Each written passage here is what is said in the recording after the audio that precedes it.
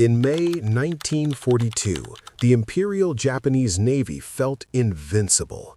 They had swept across the Pacific, crushed the British at Singapore, and left Pearl Harbor in flames. But at the Battle of the Coral Sea, they finally hit a wall.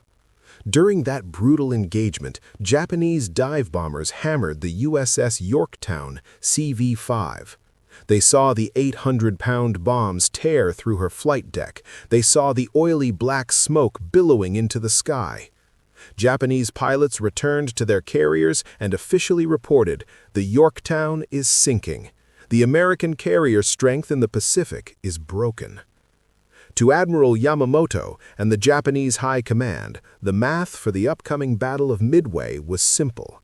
They had 4 elite carriers. The Americans, with the Yorktown at the bottom of the ocean, would only have 2. It wasn't supposed to be a fair fight. It was supposed to be an execution. But as the Japanese fleet steamed toward Midway, a shadow appeared on the horizon, a ship that shouldn't have existed.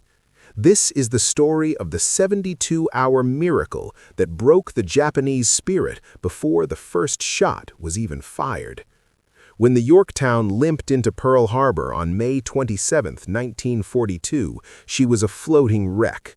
She was bleeding oil, her internal girders were twisted like pretzels, and her flight deck was a jagged mess of scorched timber. The naval architects took one look at her and gave Admiral Chester Nimitz the grim news. To make this ship battle-ready, we need at least 90 days in the dry dock. Nimitz looked at the intelligence on his desk. He knew the Japanese were hitting Midway in less than a week. He didn't have 90 days. He didn't even have 90 hours. He looked at the engineers and issued one of the most famous orders in naval history. You have 3 days. What followed was a feat of human endurance that defied the laws of physics. 1,400 repairmen swarmed the ship like ants. They worked in 12-hour shifts. When the power went out, they worked by flashlight. They didn't repair the Yorktown. They patched her together with steel plates, wooden beams, and sheer willpower. On May 30th, only 72 hours after arriving, the Yorktown steamed out of Pearl Harbor. She still had repair crews on board, welding as she sailed toward the front line. To the men on the docks, she was a miracle. To the Japanese, she was about to become a ghost. Before we continue, if you're enjoying these World War II stories and want to see more, I'd really appreciate it if you subscribe to the channel. All right, let's get back to the story. June 4th, 1942. The Battle of Midway begins. The Japanese Admiral Nagumo is confident. He knows the Enterprise and the Hornet are out there, but he believes his 4 carriers, the Akagi, Kaga, Soryu, and Hiryu, can handle them. Then, a Japanese scout plane from the cruiser Tone spots the American fleet. The pilot, frantic, radios back, "Enemy naval force sighted. 1 carrier, 5 cruisers." Then, a few minutes later, a second report. "Correction, 2 carriers spotted." Then, finally, the report that sent a chill through the Japanese bridge. 3 carriers sighted. On the bridges of the Japanese flagships, there was total confusion. Japanese sailors, who had been told the Yorktown was at the bottom of the Coral Sea, couldn't believe their eyes. They began to whisper. Some thought the Americans had built a new carrier in weeks. Others believed the Americans were using decoy ships made of wood. But the most superstitious among the Japanese sailors began to say something that spread like wildfire through the fleet. It is the ghost ship. The Americans have brought the Yorktown back from the dead. The Japanese attacked the Yorktown with everything they had. They were obsessed with killing her. Dive bombers from the Hiryu hit her again, leaving her dead in the water and burning. The Japanese pilots flew back, celebrating. "The ghost is dead," they reported. But the Yorktown's damage control teams were the best in the world. In less than 2 hours, they had patched the holes, extinguished the fires, and got the engines running at 20 knots.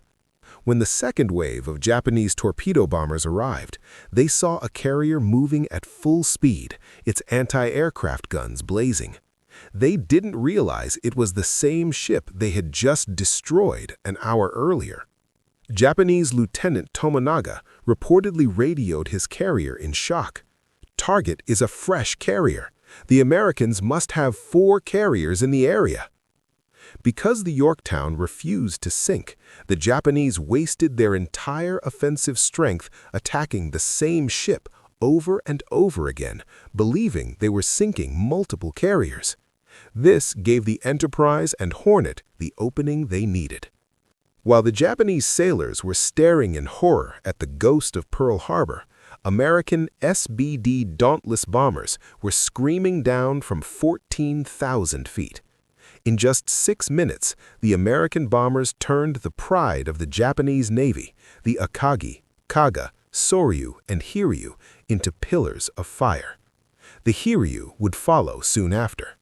The Yorktown finally succumbed to her wounds. After being hit by bombs, torpedoes, and finally a submarine strike, she slipped beneath the waves on June 7th. But she had done her job.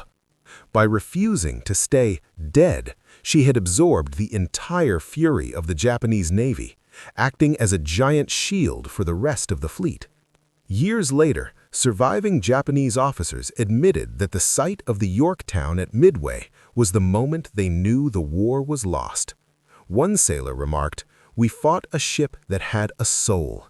You can sink steel, but you cannot sink a soul that refuses to quit." The 72-hour miracle at Pearl Harbor hadn't just repaired a ship, it had created a legend that broke the invincible rising sun. The Yorktown, CV-5, now rests 3 miles down at the bottom of the Pacific, but her story remains the ultimate example of American industrial might and naval grit. The Japanese thought they were fighting a fleet. They didn't realize they were fighting a nation that could rebuild a shattered carrier in the time the Japanese took to plan a dinner party. Was the Yorktown's return the biggest psychological fail in naval history? Let us know in the comments. And if you want to know what Eisenhower wrote in a secret failure letter just before D-Day, click the video right here. If you're enjoying these World War II stories and want to see more, I'd really appreciate it if you subscribe to the channel.